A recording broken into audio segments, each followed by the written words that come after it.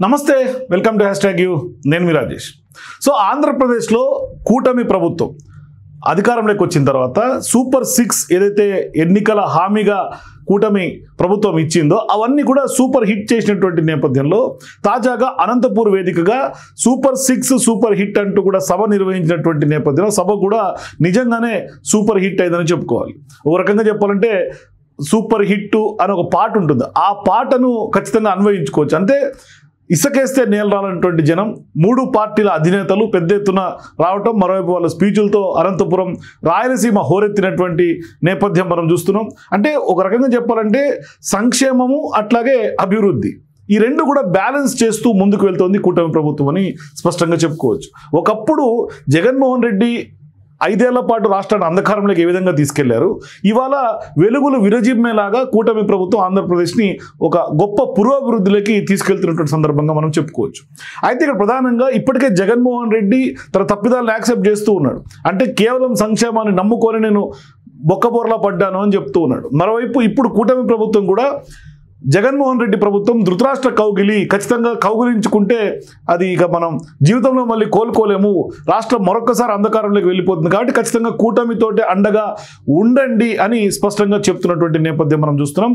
So ఇటువంటి సందర్భాల్లో ఇప్పుడు నరేంద్ర మోదీ కూడా తాజాగా కూటమి సభ నిర్వహించినటువంటి విధానం, అక్కడ పెద్ద ఎత్తున కూటమి సభ హిట్ కావడంతో ఆయన కూడా కొంత ఆరా తీసినట్టుగా తెలుస్తుంది కూటమి సభ పట్ల. మరోవైపు ఆయన కూడా కొంత నారా చంద్రబాబు నాయుడు గారికి కొంత శుభాభినందనలు కూడా చెప్పినట్టుగా తెలుస్తోంది. అయితే ఒక రకంగా అధికారంలోకి వచ్చిన ఏడాదిన్నర లోపే తెలుగు తమ్ముళ్ల స్పీడు, జన సైనికుల హోరు, కమలదళ ఉత్సాహం ఇవన్నీ కలగలిసి రాష్ట్రం అన్ని కోణాల్లో దూసుకుపోతుంది అనేది స్పష్టంగా తాజాగా ఈ సభ వేదికగా ముఖ్యమంత్రి చంద్రబాబు కూడా చెప్పినటువంటి పరిస్థితి. అంటే విధ్వంసకారులకు చెక్ పెడుతూ రాష్ట్రం 2 అంకెల వృద్ధి రేటు కూడా సాధిస్తోందనే అంశాన్ని కూడా చెప్పారు ఆయన.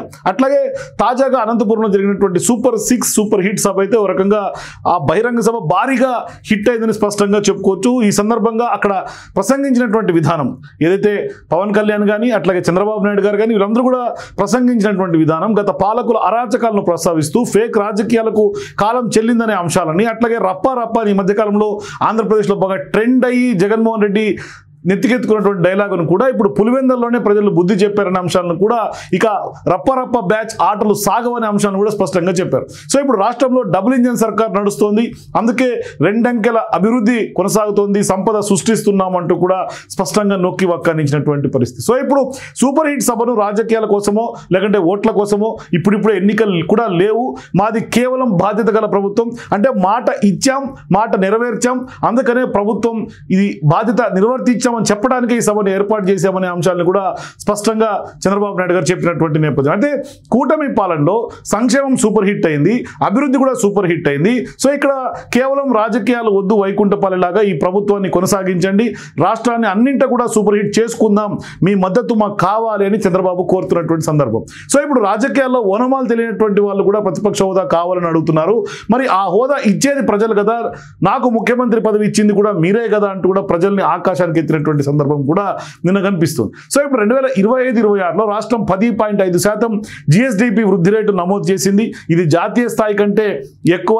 మరి ఇది కూటమి ప్రభుత్వం యొక్క సత్తా అని కూడా నాయకులు చెప్పినటువంటి సందర్భం. అట్లాగే రాష్ట్రంలో కూటమి అధికారంలోకి వచ్చిన తర్వాత 15 నెలల పాలనలో నిర్వహిస్తున్నటువంటి తొలి సభ ఇది. అట్లాగే తాజాగా ఈ సభకు కారణమైనటువంటి శ్రీశక్తికి కానీ యువ కిషోరాలకు కానీ ప్రతి తల్లికి అట్లాగే అన్నదాతకు కూడా వందనం, అట్లాగే కార్యకర్తల కష్టానికి త్యాగానికి కూడా వందనం అంటూ కూడా పెద్ద ఎత్తున సభ సూపర్ సక్సెస్ చేసినటువంటి నేపథ్యం. అట్లాగే సంక్షేమం అంటే ఓట్ల రాజకీయం కాదని, కేవలం తాత్కాలిక అవసరాలు తీర్చడం కాదని, అట్లాగే సంక్షేమం అంటే పేదల జీవితాలను మార్చడమేనని, సో ఇప్పుడు పూర్ నుంచి రిచ్ వైపు అడుగులు వేస్తున్నట్టుగా చెప్పుకొచ్చారు. అట్లాగే పథకాలు కేవలం పేదల జీవన ప్రమాణాలు పెంచేవిగా ఉండాలి, అందుకే అన్ని వర్గాలతో మాట్లాడి 2024లో సూపర్ 6 హామీలను రూపుదిద్దాం అంటూ కూడా చెప్పినటువంటి సందర్భం. అంటే గత పాలకులు ప్రజావేదిక కూల్చడంతోనే విధ్వంసం మొదలుపెట్టి రాష్ట్రాన్ని అంధకారంలోకి నెట్టేశారు. అట్లాగే పెట్టుబడులు తరమేసి పరిశ్రమలు రాకుండా బెదిరింపులకు కూడా పాల్పడ్డారు. 93 కేంద్ర ప్రాయోజిత పథకాలను కూడా నిలిపివేశారు. 10 లక్షల కోట్ల అప్పులు చేశారు. నిరుద్యోగం కానీ, గంజాయి కానీ, డ్రగ్స్ కానీ రాష్ట్రానికి కేంద్రంగా మార్చినటువంటి నేపథ్యం మనం చూస్తున్నాం. సో ఇప్పుడు ఈ కూటమి అధికారంలోకి వచ్చిన తర్వాత కేవలం 15 నెలలుగానే అనేక సవాళ్ళను అధిగమించి, అంటే ఒక్కొక్క అంశాలను కూడా కొంత అధిగమించి ఒక్కో అడుగు ముందుకేస్తూ రాష్ట్రాన్ని మళ్ళీ ఇప్పుడు ట్రాక్లో పెడుతున్నటువంటి సందర్భంగా మనం స్పష్టంగా చెప్పుకోవచ్చు. సో ఇప్పుడు రాష్ట్రం కోసం నేను పవన్ కళ్యాణ్ అకుంఠిత దీక్షతో పనిచేస్తున్నాం. మరోవైపు నరేంద్ర మోదీ మద్దతు కూడా మాకు లభిస్తుంది. ప్రజలకు న్యాయం చేయాలి, అట్లాగే రాష్ట్రం పునర్నిర్మాణం జరగాలన్నదే మా ఏకైక ఎజెండా, ఆలోచన కూడా.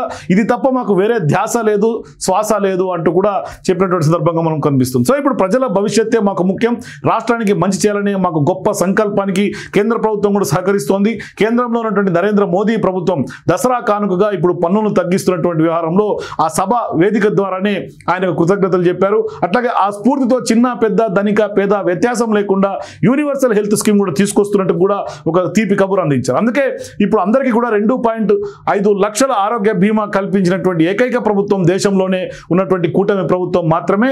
అట్లాగే పేదవారికి 25 లక్షల ఆరోగ్యశ్రీ కింద ఆరోగ్య బీమా కూడా అందిస్తున్నాం. దీంతో పాటుగా సంజీవిని ప్రాజెక్టు కూడా తీసుకొస్తున్నాం అంటూ కూడా ఒక గుడ్ న్యూస్ చెప్పారు. దీని ద్వారా ప్రతి ఒక్కరికి కూడా ఆరోగ్యానికి కాపాడే బాధ్యత ప్రభుత్వం తీసుకుంటుంది. సో ఇప్పుడు వైసీపీ వారి ధృతరాష్ట్ర కౌగిలి, ఎవరైనా పొరపాటున వారి ఫేక్ మాటలు నమ్మి వారి దగ్గరికి వెళ్తే ఆ ధృతరాష్ట్ర కౌగిలికి ఎవరైనా బలైపోవాల్సిందే, అంటే రాష్ట్రం కూడా బలైపోవాల్సిందే. సో ఇప్పుడు ఆ 5 ఏళ్ళు కూడా రాష్ట్ర ప్రజలందరికీ అదే పరిస్థితి ఉన్నింది. ఉనికి కోల్పోతుందనే ఇప్పుడు ఫేక్ ప్రచారాలకు కేంద్ర బిందువుగా వైసీపీ మారి ఫేక్ ప్రచారం చేస్తోంది. పార్టీ కార్యక్రమాలు కార్యాలయాలు మూసుకొని కేవలం మీడియా కార్యాలయాలు సోషల్ మీడియా కార్యాలయాలు తెరుచుకుంటూ సిద్ధం అంటూ ఆనాడు ఎగిరిపడినటువంటి వాళ్ళంతా ఇప్పుడు అసెంబ్లీకి చర్చకు రమ్మంటే కూడా సిద్ధమా అంటే కనీసం మాట్లాడట్లేదు, కిక్కూరు మాట్లేదు.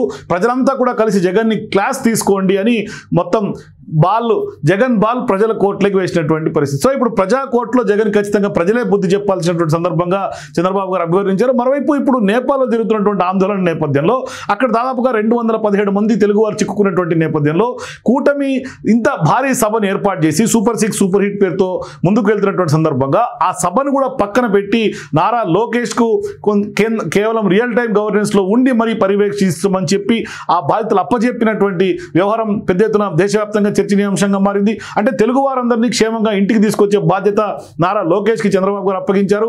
అది బాధ్యత అంటే ఆయన కూడా స్పష్టంగా అక్కడే ఉండి మరి కొంత ఫాలోఅప్ చేస్తున్నటువంటి పరిస్థితి. మరోవైపు రప్ప అని ఎవరైతే ఇంకా మాట్లాడతారో వాళ్ళందరూ బెండు తీస్తామని చెప్పారు. అట్లాగే ఇక చెప్పుకుంటూ పోతే ఈ 15 ఏళ్ల పాలనలో స్త్రీశక్తి కానీ, యువ కిషోరాలు కానీ, అన్నా క్యాంటీన్లు కానీ, ఎన్టీఆర్ భరోసాలు కానీ, ఇట్లా ప్రతి ఒక్క రంగానికి అంటే సూపర్ 6 ఏదైతే హామీలు ఇచ్చారో ఆ హామీలు నెరవేర్చి ఇప్పుడు గ్రాండ్ సూపర్ హిట్గా కూటమి ప్రభుత్వం ముందుకు సాగుతున్నటువంటి పరిస్థితి ఆంధ్రప్రదేశ్లో. మరోవైపు ఇప్పుడు నరేంద్ర మోదీ గారు కూడా సహకరిస్తున్నటువంటి నేపథ్యంలో భవిష్యత్తులో కూడా ఇప్పుడు నరేంద్ర మోదీ గారి సభ పట్ల కూడా కొంత ఆయన ఆనందాన్ని వ్యక్తం చేసినటువంటి సందర్భం కనిపిస్తుంది. ఇప్పటికే బీజేపీ కార్యకర్తలు కానీ, జన సైనికులు కానీ, లేదంటే తెలుగు తమ్ముళ్ళు అందరూ కూడా నిన్న తాజాగా అనంతపూర్లో కదం దొక్కినటువంటి పరిస్థితి. మరోవైపు రాయలసీమను అభివృద్ధి పథంలో తీసుకెళ్లినటువంటి ఘనత కూడా తెలుగుదేశం పార్టీది అని కూడా చాలా మంది స్పష్టంగా చెప్తున్నటువంటి నేపథ్యంలో ఇక తెలుగు తమ్ముళ్ళ ఆనంద ఉత్సవాలకి అవధులు లేవు. నిన్న సభ సూపర్ హిట్ అయినటువంటి నేపథ్యంలో పెద్ద ఎత్తున ఇవాళ సంబరాలు చేసుకుంటున్నటువంటి సందర్భం కనిపిస్తుంది. మరోవైపు